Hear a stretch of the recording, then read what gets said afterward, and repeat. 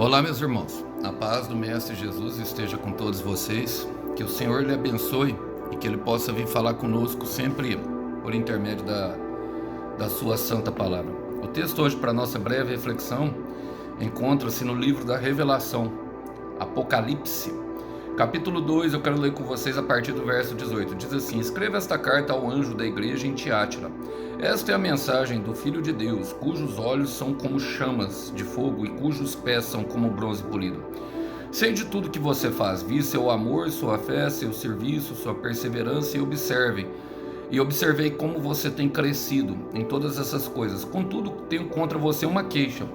Você tem permitido que essa mulher, Jezabel, que se diz profetiza, faça seus servos se desviarem.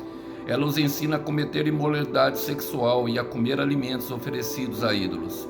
Dei a ela tempo para se arrepender, mas não quer se arrepender de sua imoralidade. Portanto, eu a lançarei doente numa cama, e aqueles que cometerem adultério com ela sofrerão terrivelmente, a menos que se arrependam e abandonem a prática de tais atos. Matarei seus filhos, e então todas as igrejas saberão que eu sou aquele que sonda mente e coração. Darei a cada um de vocês aquilo que seus atos merecem. Tenho também uma mensagem para o restante de vocês em Tiátira, que não seguiram esse falso ensino. As verdades mais profundas, como eles dizem, e que na realidade vêm de Satanás. Não lhe pedirei coisa alguma, senão que se arrependam, que se apeguem firmemente ao que já têm, até que eu venha. Ao vitorioso que me obedecer até o fim, eu lhe darei autoridade sobre as nações. Ele as governará com cetro de ferro e as despedaçará com vasos de barro. Ele terá a mesma autoridade que recebi de meu Pai, e também lhe darei a estrela da manhã. Quem tem ouvidos para ouvir, ouça o que o Espírito diz à igreja. Glória a Deus. Um pouco longo o texto, não é, irmãos? Não é verdade? Mas é bom a gente ler um pouco mais. É um contexto geral. A carta de Apocalipse, no princípio, ali, os 3 primeiros capítulos, elas são divididas justamente em 7 igrejas, e no meu entender somente a 6ª igreja, que é a igreja de Filadélfia, que é a igreja que tem uma forma peculiar daquilo que é o padrão do cristão que segue Jesus Cristo, ou seja, ele tem pouca força, mas ele persevera na fé. Mas nas cartas de Apocalipse, o João ele segue um padrão ao definir. Primeiro, ele escreve a carta ao anjo da igreja. Ao anjo se refere talvez ao pastor, não a um anjo, mas sim ao mensageiro, aquele que transmite a mensagem, não um anjo celestial. Não, ele não é intocável, ele não tem essa característica, sim uma característica de mensageiro, de uma pessoa que influencia as demais. E o Senhor demonstra profundo conhecimento, isso em todas as cartas ele refere isso, demonstra profundo conhecimento daquilo que são as obras dele, e em algumas ele traz conselhos, como na verdade só de carta de Filadélfia, e a outras ele traz algo que ele tem contra, algo que precisa se arrepender. Depois ele tece um julgamento, ele tece alguma coisa que se as pessoas... E também ele mostra que haverá uma recompensa àqueles que obedecerem. E essas 7 igrejas, elas falam de nós, cristãos, irmãos, de todos nós. E eu quero fazer algumas aplicações pertinentes a esse texto, a igreja de Tiátira. Bom, começa falando: escreva a carta da igreja em Tiátira. Esta é a mensagem do Filho do Homem, cujos olhos são como chamas de fogo e cujos pés são de bronze polido. Irmãos, essa alusão a qual João faz aos olhos de fogo é justamente ao que está em Salmo 125, versículo 4, que o guarda de Israel não dorme nem dormitará. Esses olhos de fogo é como se eles estivessem sempre abertos, que eles percebem nós, que o Senhor, que Deus está atento a todos os nossos passos. E os pés polidos de bronze são pés firmes, são pés na rocha, que não vacilam, que mantêm o mesmo caminhar. Está falando da firmeza do Senhor Jesus, daquilo que é a mensagem da palavra dele. Quero começar lendo com vocês justamente algo que eu creio que é pertinente àquilo que o Senhor quer nos lembrar. Está em 2 Crônicas, capítulo 16, versículo 9, fala: os olhos do Senhor passam por toda a terra para mostrar sua força aqueles cujo coração é inteiramente dedicado a Ele.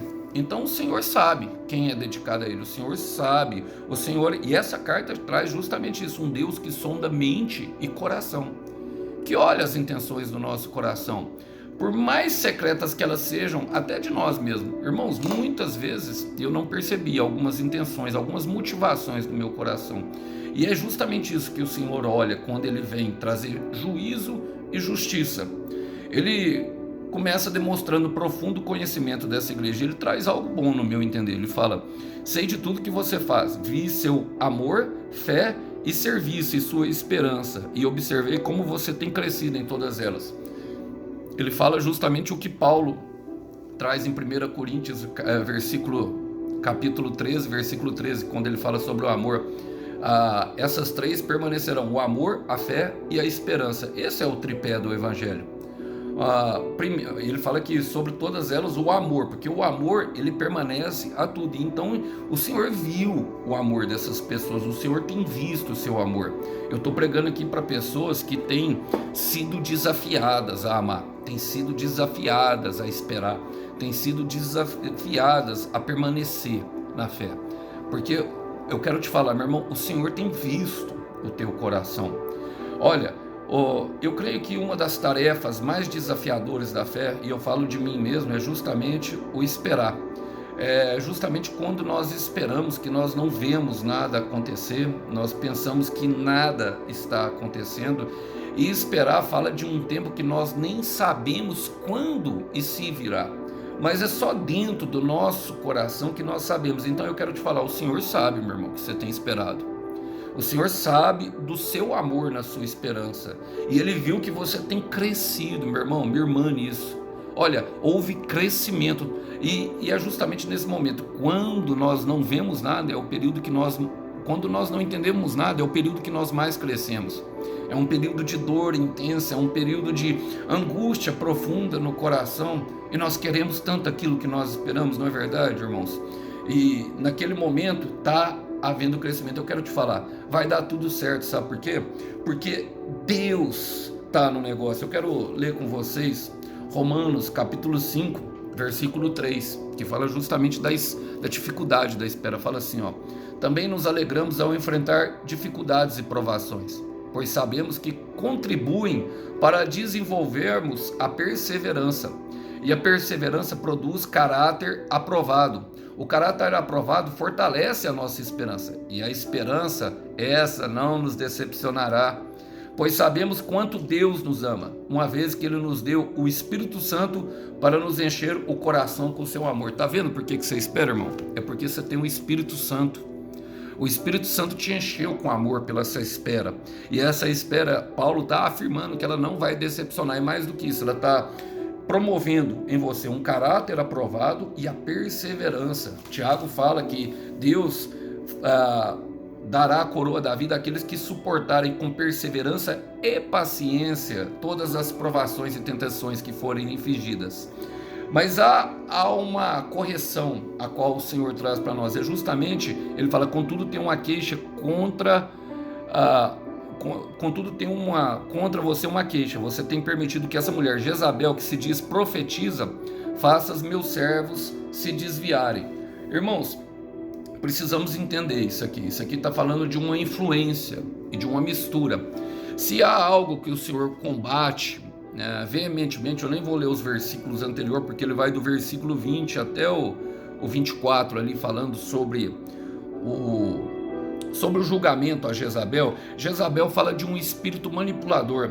Jezabel, alguns pastores, alguns teólogos aí tem como a primeira referência ao narcisismo. Era uma mulher manipuladora que manipulou o rei Acabe para fazer a sua vontade, que era matar Elias. Ela tem o espírito destrutivo, todas as características que vêm do príncipe das trevas, o Satanás. E Jesus usa, pelo menos João usa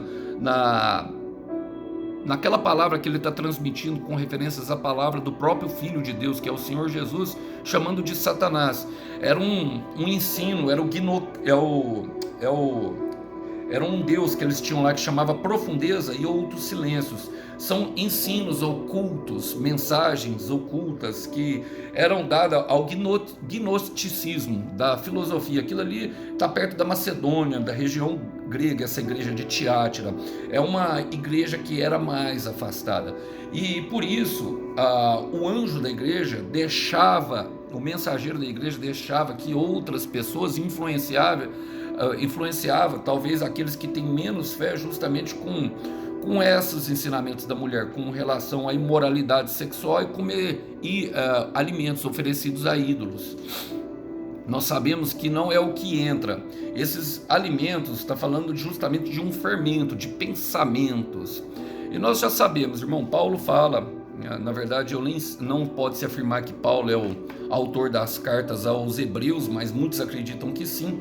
Em Hebreus 12:2, que nós devemos, 12:1, que nós devemos correr com paciência e deixar para trás todo o embaraço e todo o pecado. Por quê? Porque estamos cercados de uma tão grande nuvem de testemunha. Irmão, nós somos influência, eu trato isso. E não adianta falar, eu não sou influenciado por ninguém. Eu não acredito. Você é influenciado. Por que você usa a roupa que você usa? Você já parou para pensar nisso? Por que você come os alimentos que você come? Por que em outros países comem outros tipos de alimento? Olha, vocês lembram na Copa, se eu não me engano, de 2010, o Ronaldo colocou aquele cabeça, aquele tupetinho aqui, assim, do cascão, e todas as crianças começaram a cortar o cabelo como cascão. Todas as pessoas influenciam, alguns em menor proporção e outros em maior proporção. Quanto mais obedecemos a Deus, maior será a proporção de influência. Inclusive, um dos significados da palavra glória é fama. Deus deseja dar fama à sua história. Sim, eu quero repetir, Deus deseja dar fama à sua história de superação, mas é necessário deixar algumas influências para trás, algumas pessoas. E o Senhor, ele é bem categórico nesse sentido, irmãos. Olha o que fala em 1 Coríntios capítulo 15, versículo 33. Não se deixem se enganar. O mesmo Paulo que fala não se deixe se enganar para os cristãos, ou seja, nós somos influenciáveis e nós nos deixamos enganar, ele fala em Gálatas capítulo 6, versículo 7, ele fala, não, Deus não deixa se enganar. É a firmeza dos pés polidos de bronze do Senhor Jesus, a caminhada. Deus não se deixa enganar. Aquele que planta na carne colherá corrupção, e aquele que planta no espírito colherá a eternidade. Mas aqui ele está falando, não deixe se enganar. Por quê? Porque nós nos deixamos, nós achamos que não somos influenciados. Mas a roupa que você usa é influência de alguma coisa, a comida que você come é influência. Eu vejo meu filho Noah, ele tinha no celular dele as fotos do Neymar. O Neymar saiu do PSG e foi jogar bola num time da Arábia e ele teve aquilo como uma decepção, logo ele tirou a foto. Então, nós somos influenciados, quanto mais imaturos, mais influenciados nós somos. Ele fala, as más companhias corrompem os bons costumes. E corrompe, irmão. Está falando de uma igreja, irmão, que misturava o cristianismo com prática pagã e estilo de vida humano. E Jesus nos chamou para ser o sal da terra, e é o sal que tempera. Agora, a partir do momento que eu não influencio, eu estou sendo influenciado.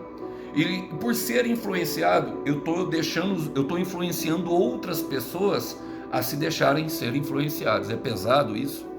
Bom, mas é uma verdade bíblica que eu gostaria que, vocês recebessem no coração. O Senhor fala aqui, fala assim, dê a ela tempo para se arrepender. O Senhor nunca tece um julgamento sem dar a uma pessoa a chance que ela se arrependa. Ele manda os profetas, ele faz saber pela consciência, pelo peso da consciência, aquilo que está errado.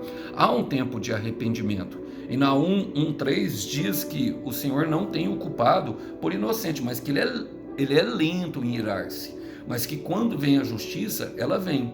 E toda promessa que o Senhor tem, ela passa justamente pelo crivo da justiça. O arrependimento fala justamente de voltar aos passos a Cristo. A nossa justiça foi feita nele. É necessário entender essa situação para que nós possamos prosseguir. O Senhor fala que lançará uma doença sobre Jezabel. Olha, colocará ela de cama, ele está falando de uma doença. Depois ele fala de matar os seguidores e matar a descendência, ou seja, exterminar toda influência maligna que cerca. Às vezes, quando nós nos deixamos influenciar, o Senhor nos deixa, o Senhor tira de nós perto. Eu já contei um testemunho, vou contar ele rapidamente, novamente. Quando eu estava passando pelo processo de largar as drogas, de ser liberto das drogas, naquele momento, Satanás colocou um traficante que tinha a melhor cocaína que eu já tinha cheirado. E olha só para vocês verem, logo no processo final, a hora que eu estava acabando, sabe o que Deus fez? Eu não sei, bom, eu creio que foi, irmão, é lógico, Ele é o dono da vida. E eu lembro que um dia eu parei para pegar com ele, eu estava já ouvindo louvor dentro do carro, mas estava indo lá pegar a cocaína, ainda tinha a mistura, você entende que eu estou falando? E eu parei ouvindo o louvor, ele falou assim, esses falsos pastores querem só os nossos dízimos e o nosso dinheiro, não sei o que, e começou a falar, eu falei, calma aí, irmão, calma aí. Peguei e fui embora. No outro dia, irmãos, fui pegar de novo, eu cheirava todo dia. No outro dia eu fui pegar, ele falou que estava indo no hospital. Detalhe, esse homem, ele era jogador de futebol do time amador aqui da cidade, e ele não, e ele era esporte, ele se alimentava bem e corria pra caramba, 42 anos, estava pleno vigor físico. Vi ele meio amarelado, ele falou que estava indo no hospital, justamente olhar o que estava acontecendo, que ele estava se sentindo mal. Me deixou aqui a dolinha de cocaína, do lado aqui de casa. No outro dia liguei, a mulher, a esposa dele atendeu, falou, Alisson, o fulano morreu, tô aqui. Irmão, eu lembro que eu peguei o carro e fui lá na funerária olhar. Eu cheguei lá, o homem estava roxo. Foi um dia atrás do outro. E o Senhor faz isso. Ele tirou aquela influência. E logo depois começou a vir a minha libertação, porque aí já não tinha vamos dizer, a cocaína que seria boa. E hoje, graças a Deus, já estou liberto, já tem mais de 10 anos isso. O Senhor tem sido fiel comigo, mas o Senhor, Ele dá chance para as pessoas se arrependerem, senão vem o juízo.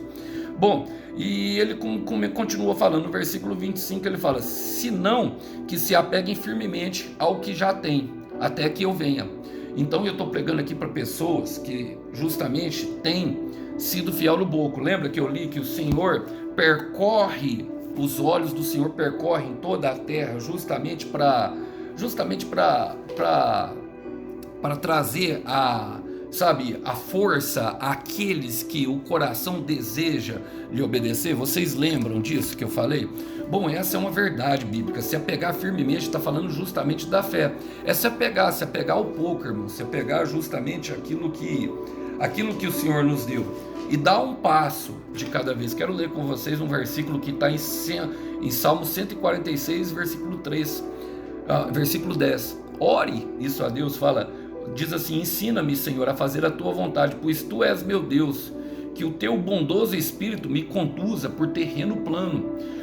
O entendimento de que a vontade de Deus é melhor nos conduza justamente a apegar esse pouco que ele fala e a deixar e arrepender, deixar toda essa influência para trás, seja de moralidade sexual, seja de alimentos oferecidos a ídolos, seja de um pensamento pecaminoso, apegar à esperança da promessa. O Senhor por vezes nos deixará, viver no pouco, justamente para nós mostrarmos a nossa fidelidade. Pouca fé, pouca esperança, às vezes até pouco amor, irmão, pouco dinheiro, pouco sentimento, pouca vontade de prosseguir. E é nesse momento que a vontade de desistir vai aumentando. Eu quero repetir. É nesse momento que a vontade de desistir vai aumentando, mas não se apegue à vontade de desistir. Se apegue ao pouco, porque Ele vem dando promessas a nós. Ele fala no versículo 28, e terá a mesma autoridade que eu recebi do meu Pai, e eu também lhe darei a estrela da manhã. Glória a Deus. Irmãos, a autoridade é para aqueles que são discípulos, é para aqueles que resolveram se apegar ao pouco, resolveram seguir, a palavra que Deus tem. E ele fala dos ouvidos, quem tem ouvidos, ouça. Olha, tudo já foi conquistado com a morte de Jesus na cruz, e por isso nós podemos, crer que nós temos autoridade sobre o mal, sobre as enfermidades, sobre todo o mal que nos assola. O Noah estava aqui em casa, ele está aqui em casa ainda, na verdade, ele passa um período das férias comigo, e o Noah, ele é um conforto para o meu coração, meu filho, eu estou falando. Ele estava doente, ele sentiu uma dorzinha na parte íntima dele. E ele começou a reclamar um dia, o outro, e foi aumentando. Tanto que ele não teve coragem de falar para mim, porque ele sabia que talvez eu ia levar ele embora, porque aqui não tem os recursos médicos. Eu não estou junto com a mãe dele. E então eu levaria ele de volta. E aí minha mãe veio me falar, preocupada. Eu peguei, mandei a mão na cabeça dele e comecei a falar: pode sair daí, toda infecção, toda doença, sai daí. Senhor, permita-me que eu viva esse tempo de conforto que o Noah traz, das minhas férias e as férias do Noah com ele. Sai agora, todo mal, pega a sua bagagem, sai em nome de Jesus. Passou 5 minutinhos, ele falou: pai, papai parou de doer. E até hoje não voltou. Deus, ele é fiel, meu irmão. Ele é bondoso, sabe? E ele nos dá autoridade. Olha, que fala Mateus capítulo 28, versículo 19. Portanto, vão e façam discípulos de todas as nações. Ele fala, então Jesus, foi-me dada toda a autoridade nos céus e na terra. Vão e façam discípulos de todas as nações, batizando-os em nome do Pai, do Filho e do Espírito Santo, ensinando-os a obedecer tudo que eu ordenei. É pela obediência. E eu lhe estarei sempre com vocês até o fim do tempo. É uma mensagem de que ele nunca nos abandonará. Eu estarei com vocês até a consumação dos séculos, irmãos. Mas é para quem obedece. Aqui no versículo 26 fala: ao vitorioso que me obedecer até o fim. É pela obediência. E a fé é a obediência, irmãos. É se apegar ao pouco, é se apegar à esperança, a promessa. Essa é a fé, essa é a obediência em Deus. E ele termina falando: e eu lhes darei a estrela da manhã. Isso está falando de um novo amanhecer. Eu quero dizer, meu irmão, e declarar para terminar sobre a sua vida, meu irmão, minha irmã, vai amanhecer. Você pode estar vivendo períodos de nebulosidade. Vai amanhecer. Você pode estar vivendo períodos de trevas. Vai amanhecer, porque o Salmos capítulo 30 fala que o choro pode durar uma noite. E talvez tenha durado um período a mais, no nosso entender, dias, meses e talvez até anos por aquilo que você espera. Mas no final fala, o choro pode durar uma noite, mas a alegria vem pela manhã. Eu quero profetizar vida. Alegria pode estar em trevas, você pode estar com medo de cair, você pode estar em um lugar onde a vida esteja pesada, mas o Senhor vai te levar a um lugar onde a vida seja leve e você não tenha mais medo de cair. Lembrando que Ele tem a recompensa para o teu sacrifício. Queria deixar essa breve reflexão com vocês. A paz do Mestre. Até uma próxima mensagem. Tchau, tchau.